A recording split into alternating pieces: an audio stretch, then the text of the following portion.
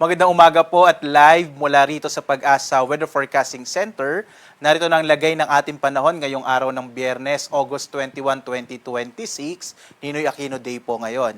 So sa ating latest satellite images, makikita po natin na tatlong sirkulasyon ang minomonitor po natin sa kasalukuyan. Unahin natin, ito pong sirkulasyon na nasa may bahagi ng Taiwan. Ito yung bagyong Neneng na humina at naging isang low pressure area na lamang. Hindi na ito nakakaapekto sa ating bansa. Yung isa pong panibagong sirkulasyon na minomonitor natin, ito po yung nasa labas ng Philippine Area of Responsibility, nasa medium chance po ito na maging bagyo, at ito ay nasa mahigit around 1,700 kilometers silangan ng Mindanao.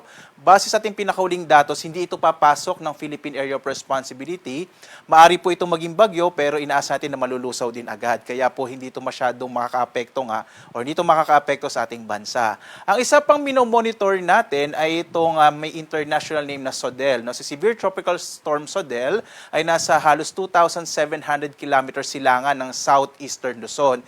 Ito po kasi yung bagyo na maaring pumasok ng Philippine Area of Responsibility bandang araw ng Linggo o hanggang sa Lunes. So ito po yung mga minomonitor natin na mga sirkulasyon. Again, lahat po sila nasa labas ng Philippine Area of Responsibility.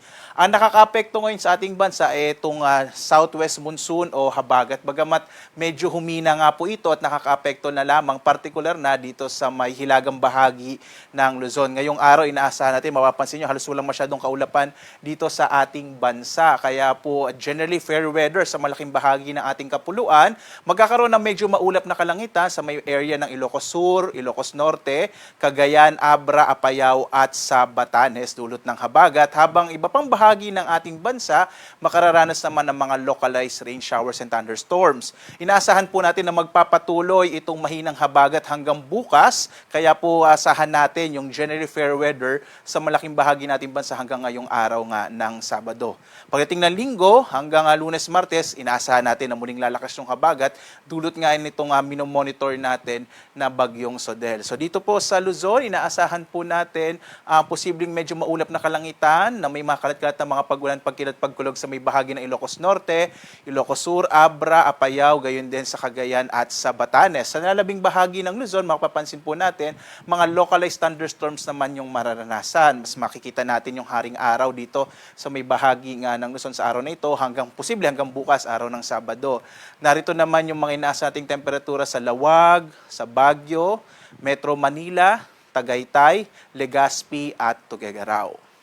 Sa may bahagi naman ng Palawan, inaasahan din natin ang mga localized rain showers and thunderstorms. Agwat ang temperatura natin sa Calayan Islands at ito naman po yung sa Puerto Princesa City. Pag sa Kabisayaan, makararanas din po ng generally fair weather na may mga localized rain showers and thunderstorm lalo sa dakong hapon hanggang sa gabi. Dulot po yung mga localized thunderstorms. Agwat ang temperatura natin sa Iloilo, ito naman po yung sa Cebu habang sa Tacloban. At dito naman sa Mindanao, makararanas ng medyo mainit na panahon pa rin po, no, na may mga localized rain showers and thunderstorms sa dakong hapon din hanggang sa gabi. Agwat ang temperatura natin, narito po sa Zamboanga, Cagayan de Oro at sa bahagi nga ng Davao. Mag-ingat pa rin po kapag may mga severe thunderstorms po tayo. Kung minsan, nagiging dahilan po din yan ng mga flash floods and landslides, lalo na po sa mga flood-prone areas. Nasa panahon pa rin tayo ng tag-ulan at habagat, kaya asahan pa rin natin yung mga biglaang buhos ng mga pag-ulan. Samantala, sa lagay ng ating karagatan, wala po tayong naka-issue na gale warning sa anumang bahagi ng ating bansa. Ibig sabihin, ligtas sa pumalaot yung mga sakyang pandagat, mga bangka sa mga baybayin ng ating kapuluan. Bagamat ang patuloy na payo ng Pag-asa kapag may mga thunderstorm, kung minsan po nagpapalakas siya ng alon, kaya iba yung pag-iingat lalong-lalo na sa mga maliliit na mga bangka. Samantala, ipapakita ko po sa inyo, isa po sa mga impormasyon na ini-issue ng Pag-asa tinatawag na TC Threat Potential. Ito po yung inaasahan o outlook po natin within the next or in the next 2 weeks kung posibleng magkaroon ng bagyo. So ngayon makikita nyo po sa week 1, ito yung mula August 20 hanggang 27, makikita nyo po, ito yung posibleng maging bagyong papasok ng Philippine Area of Responsibility bandang araw nga ng Linggo or Lunes. At ito po yung magpapalakas ng habagat. Kaya inaasahan nga natin na posibleng next week, pagdating pagdating ng Monday, Tuesday ay muling magkakaroon ng mga pag-ulan, lalong-lalo na sa malaking bahagi ng Luzon.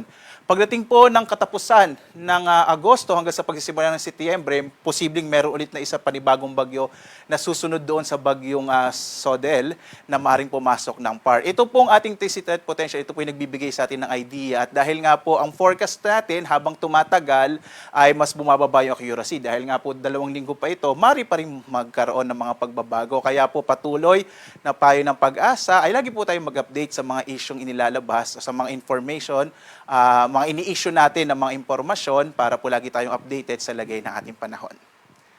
Samantala, ang araw natin ay sisikat ganap na 5:43 na umaga at lulubog ganap na 6:16 ng gabi. At muli po, sundan pa rin tayo sa ating iba't ibang mga social media platforms, sa X, sa Facebook, YouTube, at sa ating websites, pag-asa.doc.gov.ph at panahon.gov.ph. Doon nyo po makikita yung mga impormasyon na ini-issue ng Pag-asa, lalong-lalo na yung mga thunderstorm advisories, rainfall information, heavy rainfall warning, flood advisories sa buong bansa. Makikita nyo po yun real-time, nakamapa rin po. Pumunta lamang po kayo sa mga websites ng Pag-asa.